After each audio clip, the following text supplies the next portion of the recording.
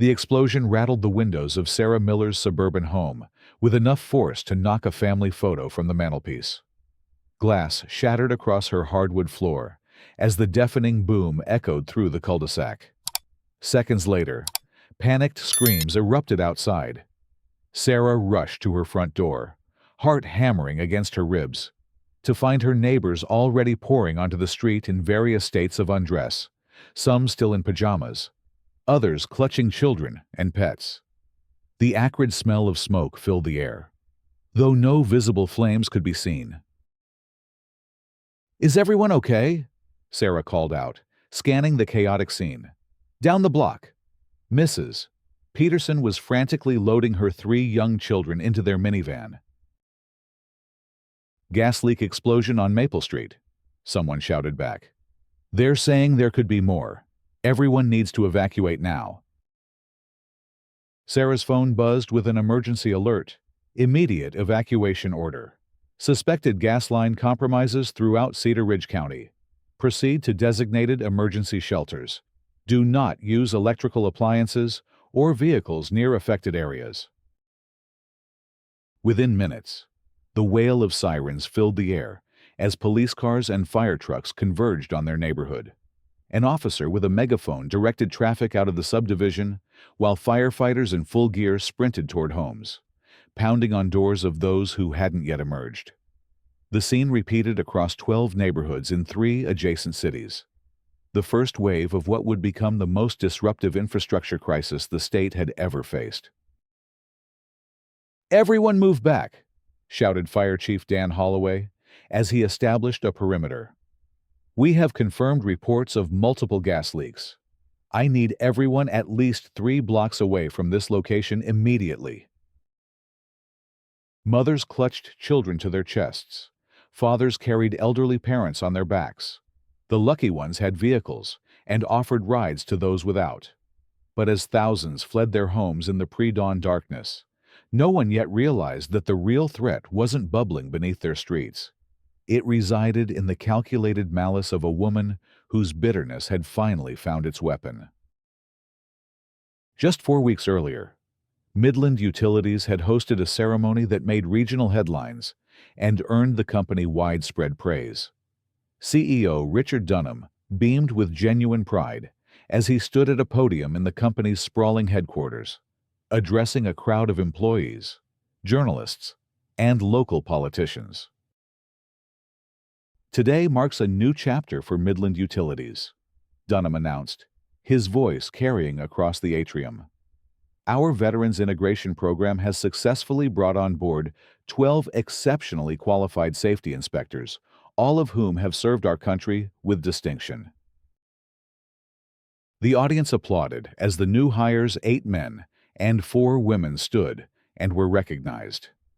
Among them was Marcus Chen, a former Army sergeant who had lost his left leg below the knee during his 3rd deployment. Beside him stood Elijah Washington, partially paralyzed from a spinal injury sustained when his transport vehicle hit an IED. Darius Wilson, blind in one eye with a prosthetic hand, nodded appreciatively at the crowd. Layla Gutierrez, her service dog ranger sitting attentively by her wheelchair, smiled warmly. These individuals bring unparalleled expertise in safety protocols, crisis management, and integrity under pressure. Dunham continued. Their military training makes them uniquely qualified to protect our infrastructure and the communities we serve. With their help, we're implementing next-generation inspection systems that will make our gas lines the safest in the nation. From the back of the room, Karen Winters watched with narrowed eyes, her lips pressed into a thin line of disapproval. At 52, she had spent 23 years at Midland Utilities, the last 15 as head of safety operations until 3 months ago. The company had called it a restructuring, offering her a lateral move to community relations with the same salary. But Karen knew what it really was, the first step in pushing her out to make way for younger, more diverse employees who would work for less. She'd refused the transfer and accepted a severance package instead, planning to search for a position worthy of her experience. But 3 months later, she remained unemployed. Watching her replacement, a man 15 years her junior, with half her experience, being celebrated alongside these heroes, who, in her mind, had no business inspecting complex utility systems. How exactly does being blown up in a desert qualify someone to safeguard our gas infrastructure? She had muttered to her former colleague, Dennis, during the reception following the ceremony. Dennis had shifted uncomfortably. These aren't just any veterans, Karen. They've all completed specialized training. Marcus Chen was actually an engineering specialist in the Army, and Washington worked pipeline security overseas. And the blind guy with the hook hand, what's his specialized training? Karen scoffed. This is just PR nonsense, and you know it. Disabled veterans make for good press, but they can't possibly perform the physical inspections properly. It's dangerous. Dennis. That's not fair. Wilson has partial sight in one eye, and his prosthetic is state-of-the-art. Plus, they're using new equipment that... Save it. Karen interrupted, draining her champagne. You've always been a company man. When gas starts leaking because someone couldn't properly access a line or see a corrosion point, just remember I warned you. She had left the reception early, the seed of an idea already taking root in her mind, an idea that would germinate into something far more sinister than anyone could have anticipated. 3 weeks after the ceremony, Karen sat in her parked car outside a coffee shop, 2 blocks from the Midland Utilities field office. She watched as Marcus Chen and Darius Wilson exited the building, equipment bags slung over their shoulders. They were laughing about something, the casual ease of their movement infuriating her. How dare they take jobs from fully capable workers? How dare the company that had discarded her decades of experience celebrate these broken soldiers as heroes? She followed at a distance as they drove their company vehicle to a residential area scheduled for routine inspections. Karen knew the inspection routes by heart. She had designed most of them herself. She observed from her car as Chen and Wilson methodically worked their way down the street, using specialized equipment to check for any signs of gas leaks around meter connections and main access points. Karen's plan had been forming for days. Tonight would be its execution. At 11:42 p.m., she dialed 911 from a prepaid phone purchased with cash at a convenience store 50 miles away. 911, what's your emergency? The dispatcher answered. Karen's voice trembled with manufactured fear. I think there's a gas leak on Oakwood Drive. I can smell it really strong. And I saw 2 men tampering with something near the gas lines earlier today. They had Midland Utilities uniforms, but they seemed suspicious. One had some kind of hook instead of a hand, and the other walked with a limp. They weren't regular workers. Ma'am, can you describe exactly where on Oakwood Drive you noticed this smell? Near the intersection with Pine Street. Please hurry. I'm afraid to stay in my house, but I'm elderly and have nowhere to go. She ended the call before they could ask more questions.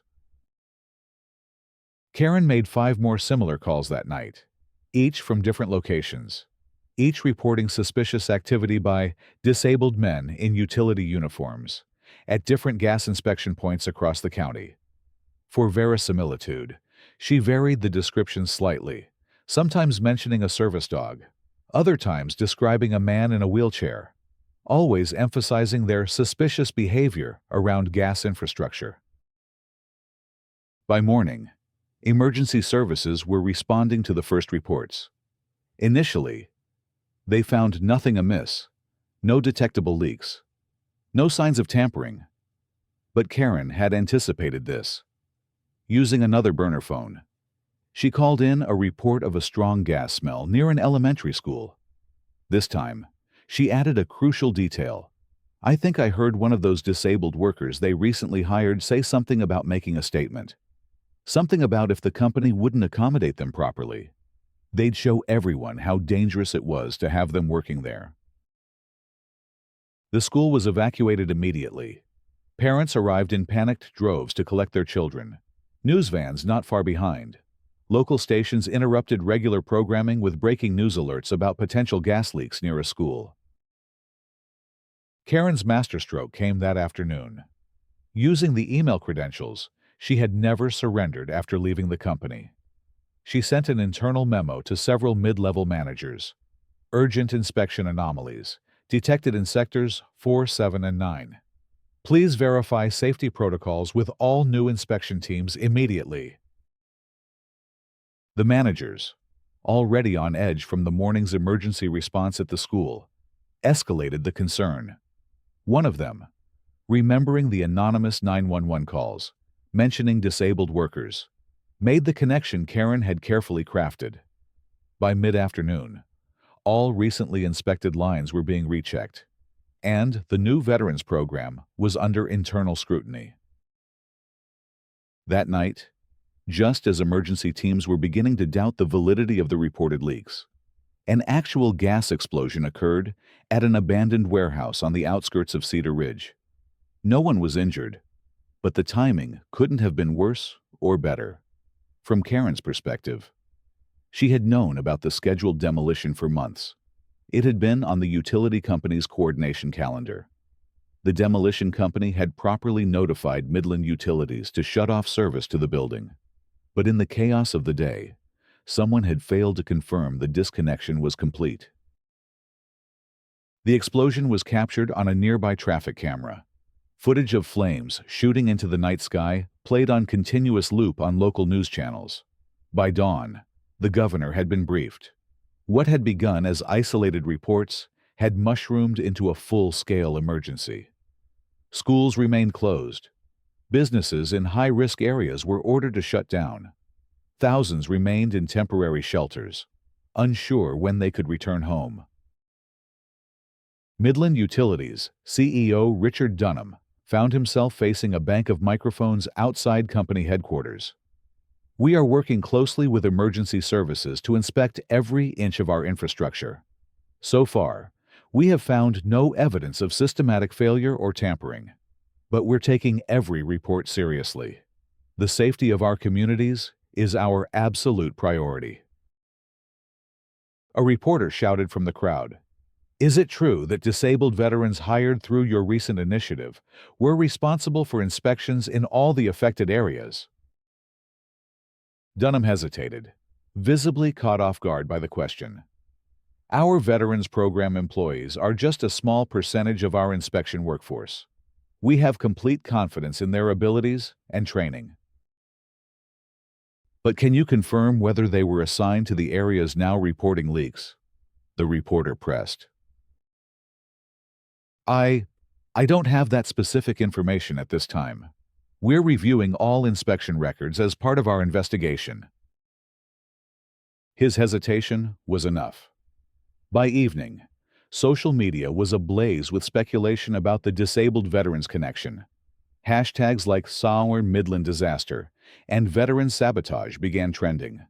Anonymous accounts shared fabricated stories of seeing veterans with prosthetics, struggling with equipment, or looking confused during inspections. Marcus Chen watched the press conference from his small apartment, his stomach knotting with each question. His phone hadn't stopped buzzing with texts from family and friends, asking if he was involved. Even his mother had called from California, worry evident in her voice. "I don't understand," he said to Leila Gutierrez, who had come over with several other members of their team to support each other. "We've done everything by the book.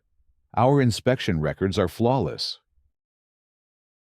Leila nodded, absently stroking Ranger's head as the service dog leaned against her wheelchair. "Someone's setting us up. These reports about suspicious disabled workers, that's not coincidence." "But who would do that?" Elijah Washington asked, his normally confident voice tinged with disbelief. "And why?" Darius Wilson, silent until now, looked up with his one good eye. Someone who doesn't want us here. Someone who thinks we don't belong. The group fell quiet, the weight of his words settling over them. Outside. A car slowed as it passed Chen's apartment, the driver clearly staring at the gathering of disabled veterans inside. It wasn't the first time they'd noticed people watching them today. By the third day, the crisis had expanded beyond Cedar Ridge County. Reports of possible gas leaks emerged in neighboring counties. Emergency resources were stretched thin. The governor declared a state of emergency for 7 counties, and the National Guard was mobilized to assist with evacuations and security. Meanwhile, Karen Winters had initiated Phase 2 of her plan. Using another burner phone, she called local news stations anonymously. "I used to work at Midland Utilities. The company knows their equipment is faulty, but they rushed these disabled veterans through training to meet diversity quotas. Now they're covering it up. Check inspection sector maps against the leak reports. It's always where those veterans were assigned." The claim was false. The veterans had only covered a fraction of the areas reporting issues. But in the chaos, fact-checking was sacrificed for breaking news. One ambitious reporter took the bait, producing a map graphic showing supposed overlaps between veteran inspection zones and reported leak locations. The graphic was misleading at best, fabricated at worst, but it spread like wildfire. Fuel prices spiked as transportation companies rerouted around affected areas, adding hundreds of miles to delivery routes. Hotels within a 100-mile radius reached capacity with displaced residents. Schools remained closed indefinitely. The economic impact mounted by the hour. On the morning of the 4th day, Assistant Director of the FBI's Regional Field Office, Sandra Reeves, sat reviewing evidence in a command center established at the state police headquarters. Something didn't add up.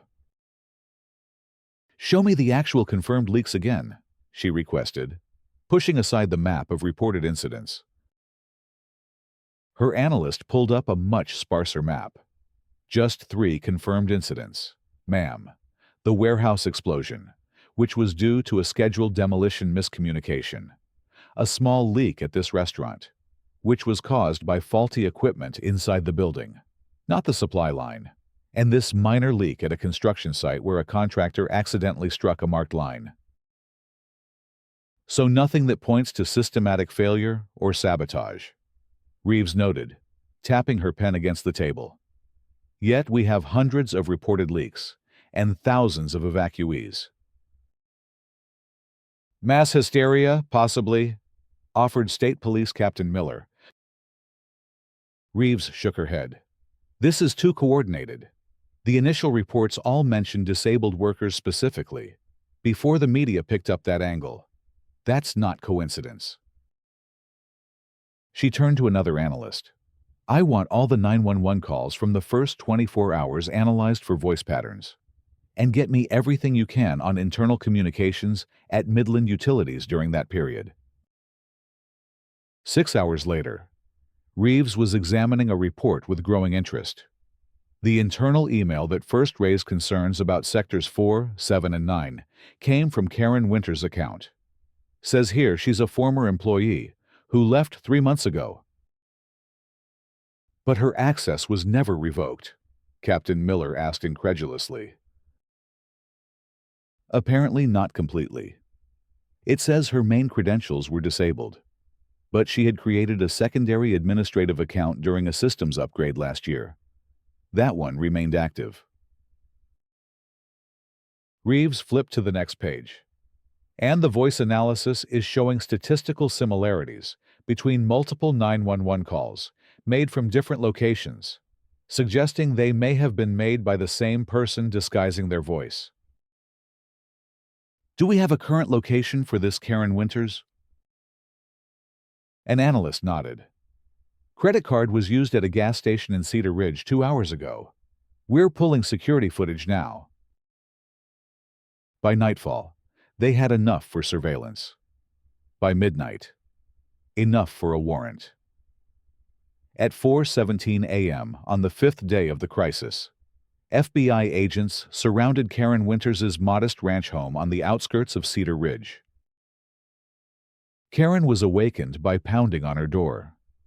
For a moment, she thought it might be part of her dream, a dream in which she had been reinstated at Midland Utilities, given a promotion and an award for her years of service. The harsh reality came into focus as floodlights illuminated her bedroom, and a voice amplified by a megaphone ordered her to exit with her hands visible. She considered her options and found none. With a strange sense of calm, Karen Winters put on her robe, walked to her front door, and surrendered to the waiting agents. The evidence they found inside her home was damning burner phones matching the ones used for false reports, printed maps with circled locations, matching reported leak sites, detailed notes on the veterans' inspection schedules, and a journal documenting her grievances against Midland Utilities and her elaborate plan for revenge. As dawn broke over Cedar Ridge County on the fifth day, residents awoke to breaking news. FBI arrests former utility executive for orchestrating gas leak hoax. The relief was palpable, but quickly gave way to anger as the full extent of Karen Winters' deception became clear. By mid-morning, Governor Eleanor Hayes held a press conference announcing that the state of emergency was being lifted in most areas. After thorough inspection by state and federal agencies, we can confirm that our gas infrastructure remains safe and intact. The events of the past several days were the result of a calculated criminal act by one individual seeking to create panic and undermine public confidence in our utilities. Families began returning to their homes. Schools prepared to reopen. The National Guard started demobilizing. The crisis was ending, but the aftermath was just beginning. At Midland Utilities headquarters, Richard Dunham faced another press conference, this time with Marcus Chen, Leila Gutierrez, and the other veterans standing beside him. I want to address the unfair and frankly discriminatory assumptions that were made about our Veterans Program employees. Dunham began. These individuals performed their duties with the utmost professionalism and competence. The suggestion that their disabilities somehow made them less capable was not only false, but deeply offensive. Marcus Chen stepped forward to the microphone. His voice was steady, but emotion flickered behind his eyes. What happened this week wasn't just about gas leaks or safety protocols. It was about the persistent belief that people with disabilities, even those who've served their country, can't be trusted with important responsibilities. That belief is more dangerous than any infrastructure failure. Leila added, "We were targeted specifically because someone thought our disabilities made us believable scapegoats. That should disturb everyone, regardless of ability status." The fallout continued in the following weeks. Karen Winters was charged with multiple felonies, including making false reports, cybercrime, domestic terrorism, and civil rights violations for targeting disabled veterans. Federal prosecutors estimated the economic damage of her actions at over $75 million. Businesses closed, emergency services deployed, property values temporarily plummeting in affected areas. 3 weeks after her arrest, Karen sat across from her public defender in a visitation room at the county jail. Gone was the confident executive in tailored suits. In her place sat a woman in an orange jumpsuit, her once perfect hair now limp and gray at the roots. "They're offering a plea deal," her attorney explained. 25 years instead of the potential life sentence if this goes to trial. Given the evidence they have, I strongly recommend you consider it. Karen stared at the scratched surface of the table. "They're making me out to be a monster. I never meant for it to go this far. I just wanted to prove a point about rushing unqualified people into sensitive positions." Her attorney sighed. "Karen, You created a false emergency that displaced thousands of people, cost millions in damages, and specifically targeted veterans with disabilities. What exactly did you think would happen? She had no answer. Meanwhile, the veterans whose reputations she had tried to destroy found themselves elevated to unexpected prominence. News programs and talk shows invited them to share their experiences. Disability rights organizations highlighted their case as an example of the persistent discrimination faced by disabled workers. Companies across the country reached out to Midland Utilities to learn about their Veterans Integration Program. 6 months after the crisis, Marcus Chen testified before a state legislative committee considering new employment protection laws. What happened to us wasn't unique. It was just more visible than usual.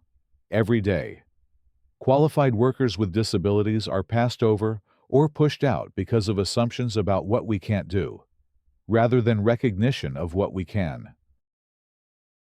The Midland Protection Act passed with bipartisan support, strengthening penalties for discrimination based on disability status and creating tax incentives for companies implementing comprehensive integration programs like Midland's. 1 year to the day after the false gas leak crisis began, the veterans gathered with their families in Marcus Chen's backyard for a barbecue. Children played on the lawn, while adults clustered around picnic tables laden with food. Darius Wilson, now promoted to Safety Operations Manager, raised a glass.